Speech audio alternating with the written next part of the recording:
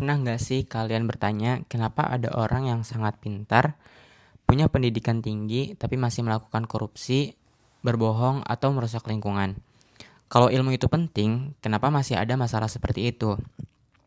Nah, dalam Islam, ternyata tujuan pendidikan bukan hanya membuat seseorang menjadi cerdas, tetapi juga membentuk akhlak dan karakter yang baik. Di video ini kita akan membahas bagaimana Al-Quran, hadis, serta pemikiran Al-Ghazali dan Ibnu Miskawai menjelaskan pentingnya karakter dan etika dalam pendidikan Islam. Sebelum masuk lebih jauh, kita perlu memahami dua hal ini. Yang pertama tentang etika dan yang kedua tentang karakter. Etika adalah seperangkat nilai dan prinsip yang menjadi pedoman seseorang dalam bertindak. Dalam Islam, pedoman tersebut berasal dari Al-Quran, hadis, dan ajaran para ulama.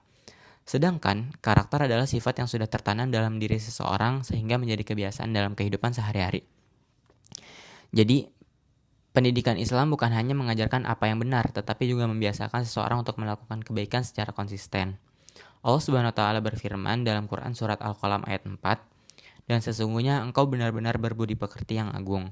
Ayat ini menunjukkan bahwa Rasulullah SAW adalah teladan terbaik dalam akhlak. Menurut tafsir Ibnu Katsir, akhlak Nabi adalah Al-Quran, artinya setiap perilaku beliau merupakan penerapan langsung dari ajaran Allah. Sementara menurut Al-Qurtubi, akhlak Rasul mencakup kejujuran, amanah, kesabaran, keadilan, hingga kasih sayang. Jadi ketika kita berbicara tentang pendidikan karakter dalam Islam, sebenarnya kita sedang belajar meneladani kehidupan Rasulullah.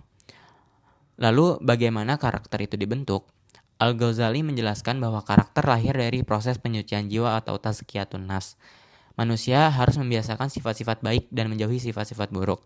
Sedangkan Ibnu Miskawai menjelaskan bahwa manusia memiliki 3 kekuatan dalam dirinya. Yang pertama, kekuatan rasional, yaitu kemampuan berpikir.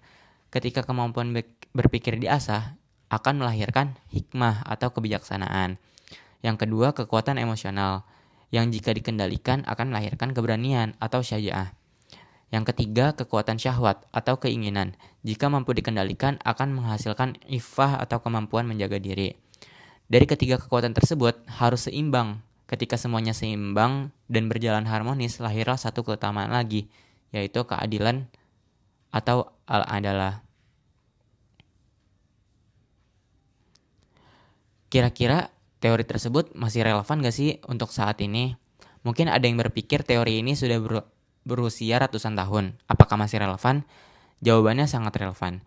Misalnya dalam era media sosial, saat kita menerima berita, kita membutuhkan hikmah agar tidak mudah termakan hoaks. Saat mendapat komentar negatif, kita membutuhkan syaja'ah agar berani menghadapi masalah tanpa membalas dengan kebencian. Atau saat tergoda membeli sesuatu yang hanya karena tren, kita membutuhkan iffah untuk mengendalikan diri. Dan ketika kita memperlakukan semua orang dengan adil tanpa membeda-bedakan, disitulah nilai adalah diterapkan. Artinya, pemikiran Ibnu Miskawai masih sangat dekat dengan kehidupan kita saat ini. Nilai-nilai tersebut juga dapat diterapkan dalam berbagai aspek kehidupan, contohnya dalam keluarga.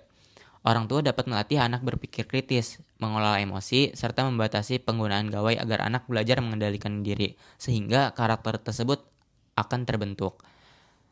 Atau di sekolah ataupun di kampus, pendidikan tidak hanya mengajarkan nilai akademik, tetapi juga membangun kerjasama, empati, kejujuran, dan tanggung jawab. Sehingga nanti hasilnya dari sekolah tersebut muncullah karakter tersebut. Bahkan terhadap lingkungan pun, Islam mengajarkan bahwa menjaga alam, menanam pohon, dan memperlakukan hewan dengan baik merupakan bagian dari akhlak seorang muslim. Pada akhirnya, pendidikan Islam tidak hanya bertujuan menghasilkan orang yang pintar, lebih dari itu. Pendidikan Islam ingin membangun manusia yang berakhlak mulia, karena ilmu tanpa karakter bisa disalahgunakan. Tetapi ketika ilmu dipadukan dengan akhlak, seseorang akan membawa manfaat bagi dirinya, masyarakat, serta lingkungan. Jadi, menurut kalian di zaman sekarang mana yang lebih sulit, mencari ilmu atau menjaga akhlak? Terima kasih sudah menonton, semoga video ini bermanfaat.